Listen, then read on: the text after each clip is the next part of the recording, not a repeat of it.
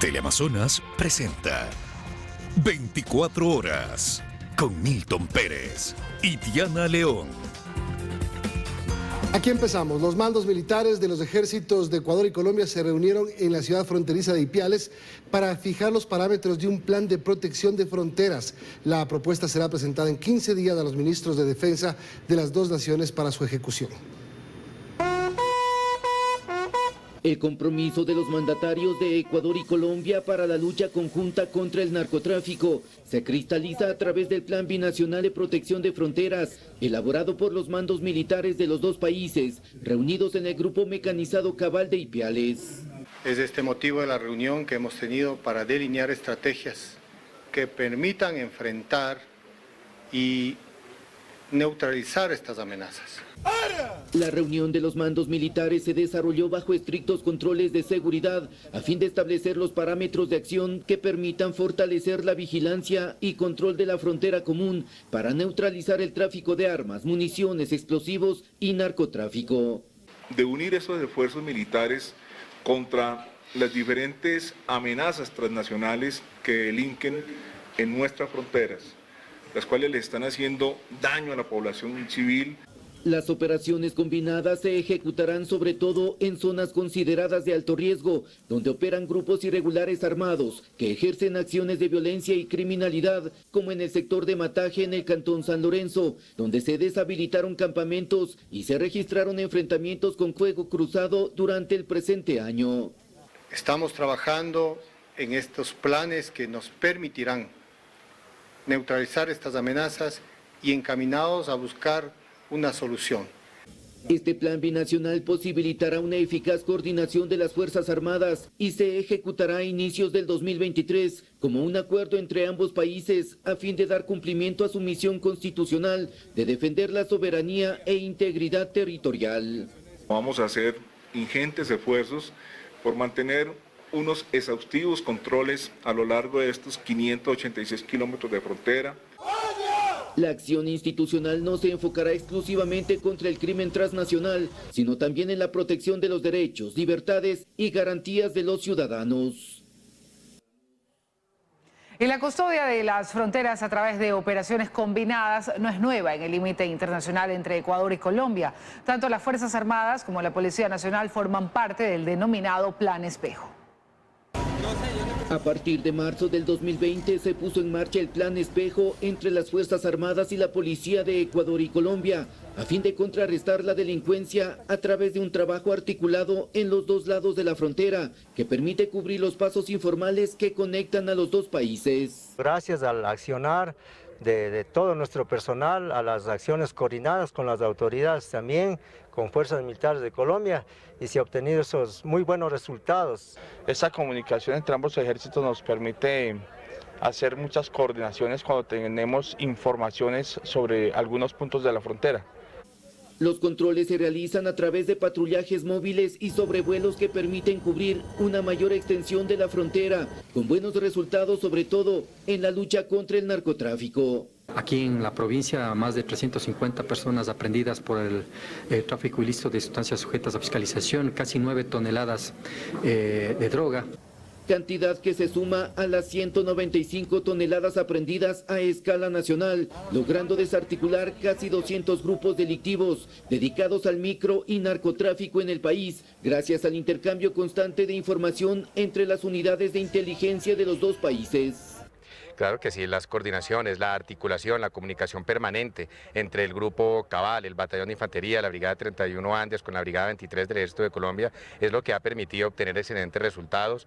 Solo en los 37 pasos informales que conectan al Cantón Tulcán con el departamento de Nariño, se han logrado inhabilitar puentes clandestinos que facilitan una serie de hechos delictivos que van desde el contrabando hasta el tráfico de armas, municiones y explosivos. Hay fluidez de información de los dos ejércitos, lo cual sí nos beneficia en enriquecer este tipo de información e investigación.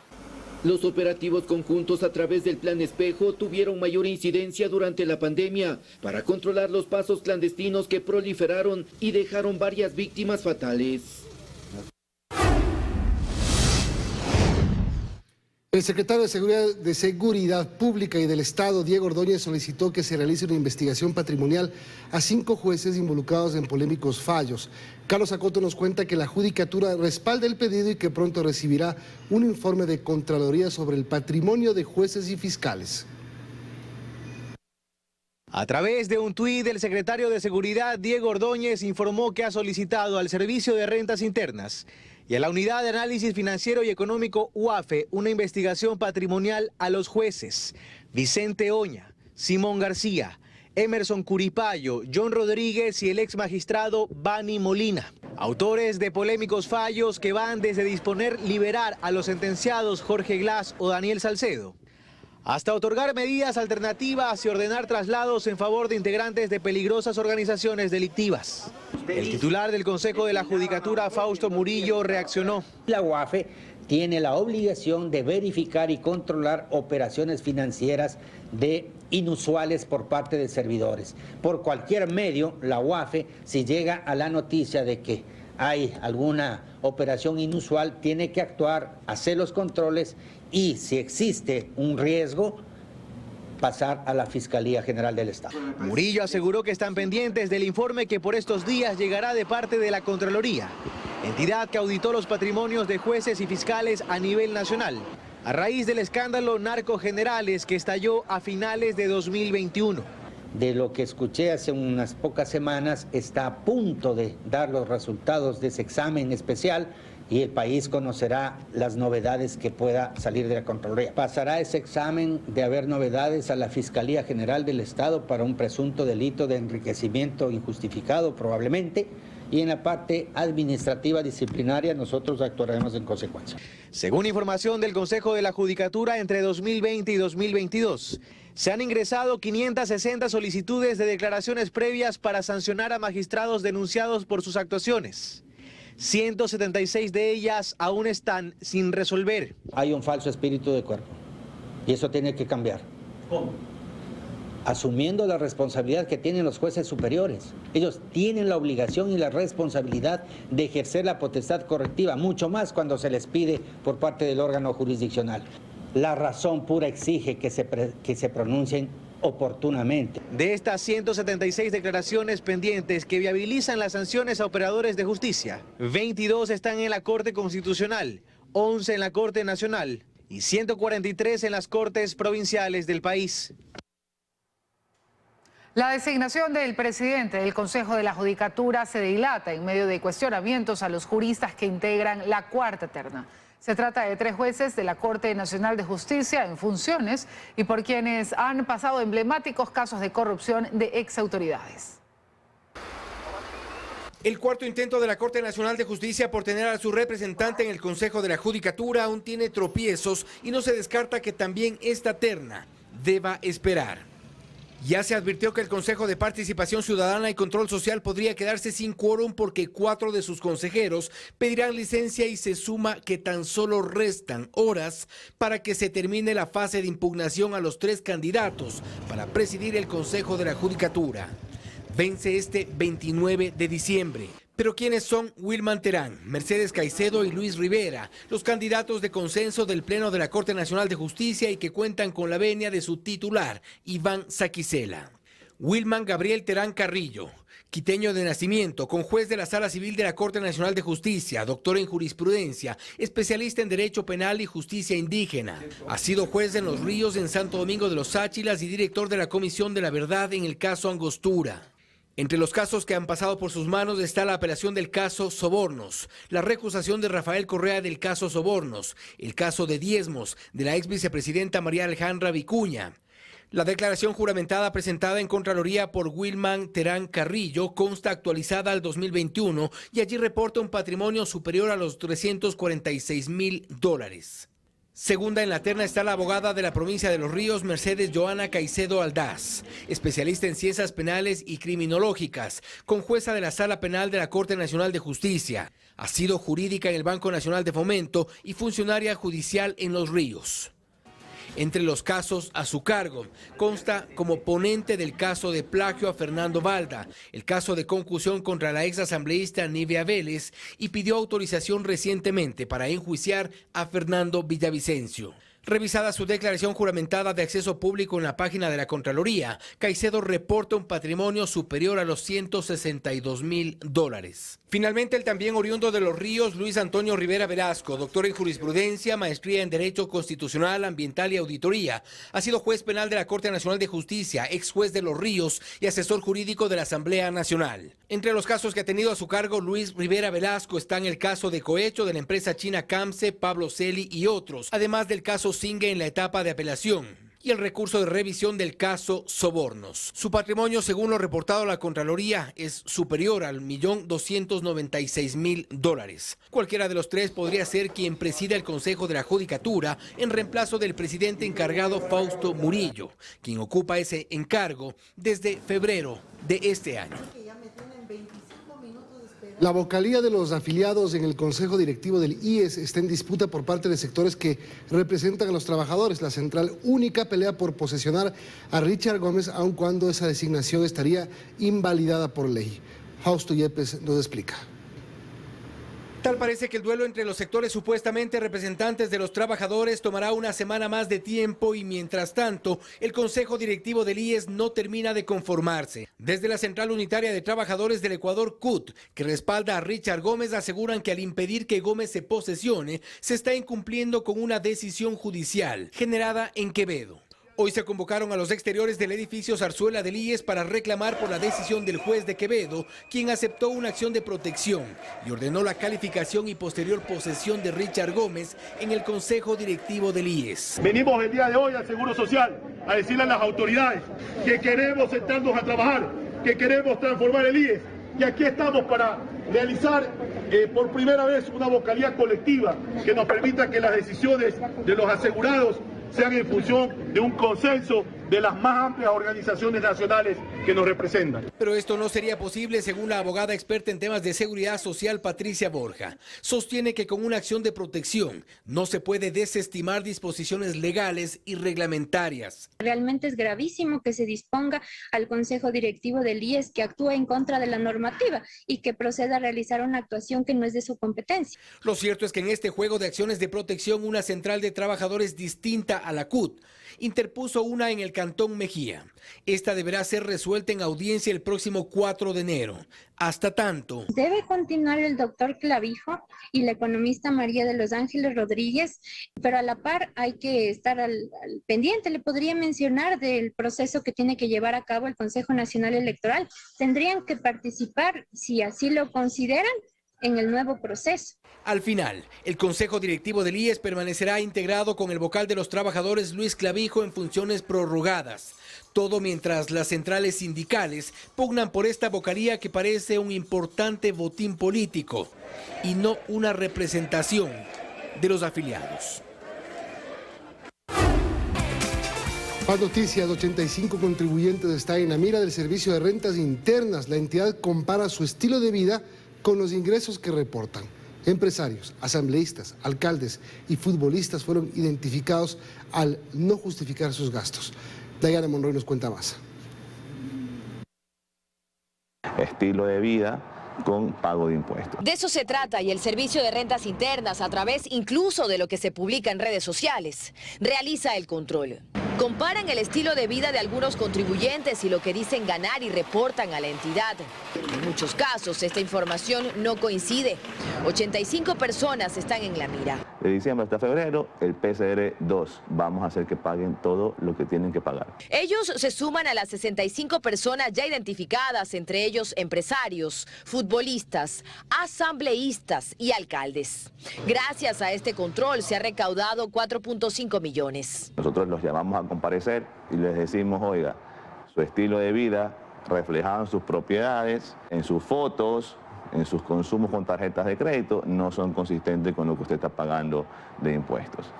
Además, aseguró Briones que continúan revisando las 70.000 cuentas y también bienes que tienen ecuatorianos en el exterior. No quiere decir que las 70.000 cuentas que tiene el SRI al día de hoy, todos son evasores, aunque muchos de los que están allí sí lo son.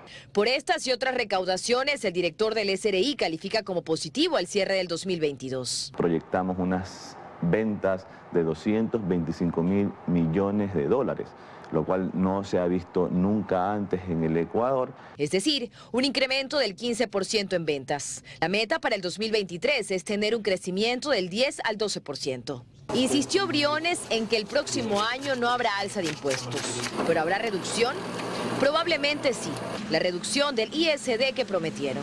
Muy probablemente del 4 al 3%. En el año 2024 se reducirá al 2% y este gobierno cumplirá con la eliminación de su periodo de gobierno. Un plan de gobierno dura 4 años, no 4 días. Ya con miras al 2023, está también la salida que debe encontrar el Ejecutivo tras el veto total a la derogatoria de la Ley de Desarrollo Económico. Esperemos a que la Corte se manifieste a través de su criterio sobre el veto del presidente y luego de eso podremos evaluar opciones. Lo que sí dijo es que están analizando alternativas para el pago de impuestos de los emprendedores que registran ventas inferiores a los $20.000. La Ley de Desarrollo Económico establecía que paguen $60 al año. Tras la decisión de la Asamblea, en el peor de los casos, esto ocurrirá solo en el 2023, por lo que buscan salidas para el 2024. Y Petroecuador informa que alcanzó un pico de producción en el campo Sacha en la Amazonía. Según el reporte, la producción de hoy superó los 72.000 barriles de petróleo. El campo Sacha tiene más de 50 años de producción y cuenta con 280 pozos activos. Con esta cuota, la producción de crudo de Petroecuador marcó hoy 393.922 barriles día.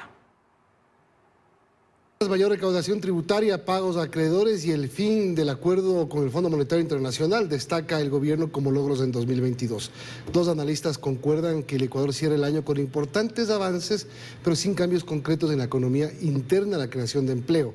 Joana Ramos con el reporte.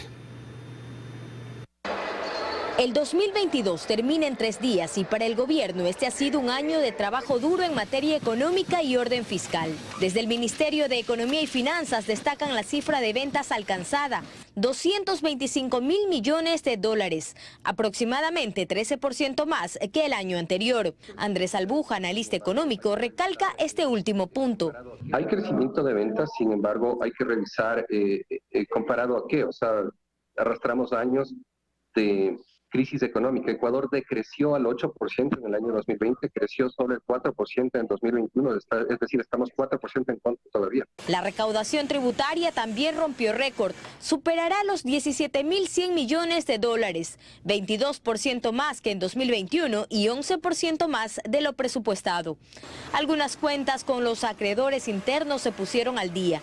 Ecuador logró por primera vez en 20 años finalizar con éxito un acuerdo con el Fondo Monetario Internacional y el multilateral proyecta que la inflación promedio del país será de 1,4% en 2023, muy por debajo del promedio de América Latina, que es de 9,5%. Para Vicente Albornoz, el 2022 ha sido un año de crecimiento, sí, pero aún no el necesario. Deberíamos crecer al 4 o 5% todos los años y ahora tal vez con las justas lleguemos al 3%. No estamos creciendo lo suficiente como para que la pobreza realmente caiga, ¿no? Y eso se traduce en el empleo. Ambos analistas concuerdan en que este indicador no tuvo cambios positivos. En noviembre, el empleo adecuado se ubicó en el 35,6% frente al 60,4% de la población con empleo en condiciones no adecuadas. No ha habido creación de empleo porque toda la estructura legal y toda la estructura normativa no promueve la creación de empleo. Y aunque la economía avanza a paso lento, hay desventajas en las que aún no se hacen cambios reales. Una economía altamente endeudada, una economía altamente dependiente de ingresos petroleros y altamente dependiente de ingresos tributarios. De inversión extranjera directa como porcentaje del PIB en Ecuador se ha mantenido estática en los últimos años, el 1% nada más. A esto se suma que el gobierno, ya sea por las limitaciones técnicas o la falta de poder político, aún no puede aplicar la focalización del subsidio a los combustibles, una medida que le permitiría al Estado un ahorro de casi 4.000 millones de dólares. Y les contamos, 3 barcazas termoeléctricas chocaron contra el puente Santay en Durán entre anoche y esta mañana. El sistema de transporte aerovía tuvo que ser suspendido por disposición de la Armada Nacional. Eso no pasó. La alerta ingresó al ECU 911 pasadas las 21 horas de este martes.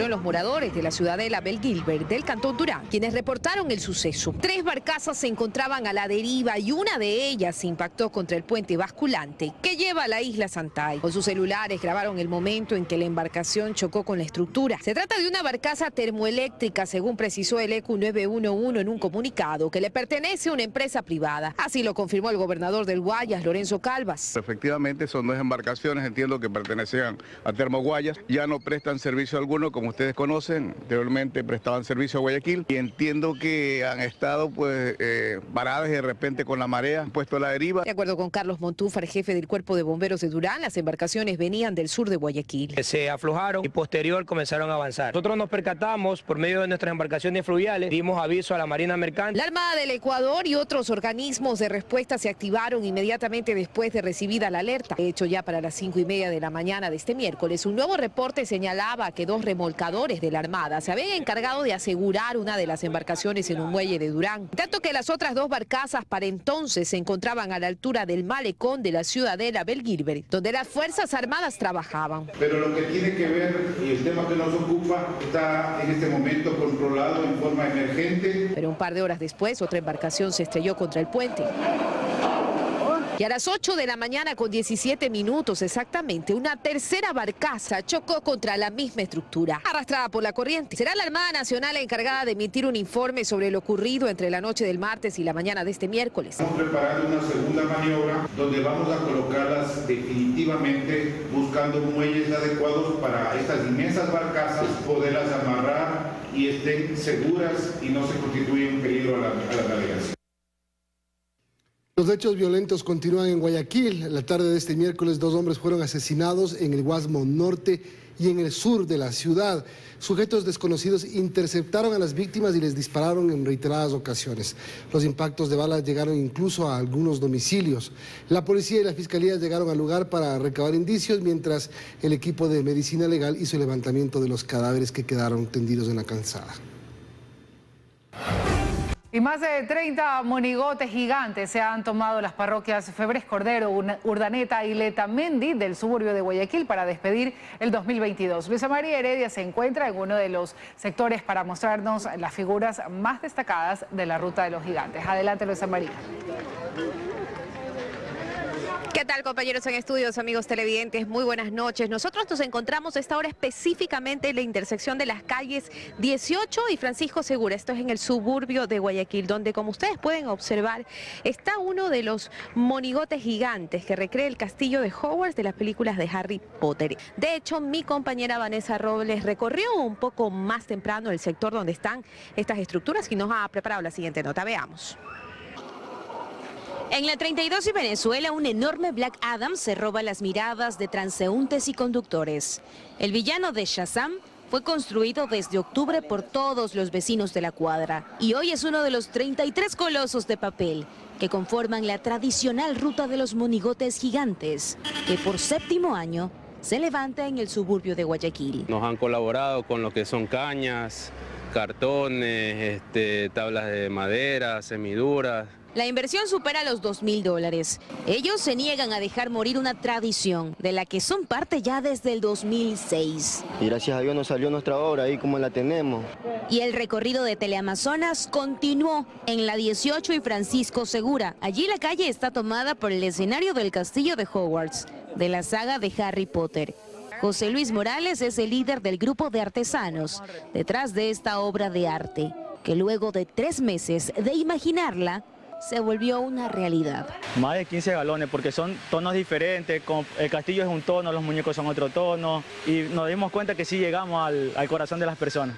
Un enorme dragón lanzafuegos es el centro de atención de este castillo, que por dentro también tiene una encantadora y mágica propuesta. Harry, su personaje principal, Ron, Hermione, Dumbledore, Voldemort y el inolvidable Dobby. En un inusual encuentro, atrapa la atención de los visitantes. Y en la 20 y Capitán Nájera encontramos a Gru versión extra grande. Hierro por dentro, como ya no se quema, ahora todo lo que hacemos es desbaratar, por eso que usamos mejor metal. En la 15 y Capitán Nájera, un gran Joker sobre un sillón deja sin palabras a los espectadores, que aprovechan para inmortalizar el momento con una foto. 33 talentosos artesanos que ya son parte de la cultura popular del Ecuador. El pasado 26 de diciembre fue la inauguración oficial de la Ruta de los Gigantes. Desde ese día, como ustedes pueden observar en este momento, pues llegan decenas de personas durante la mañana, la tarde y la noche para tomarse fotografías con los monigotes, que además participan en un concurso organizado por la empresa pública de turismo de Guayaquil, en el que se entregarán $10.000 en premios para el primer y segundo y también el tercer lugar. Esto es toda una tradición ya en el puerto principal.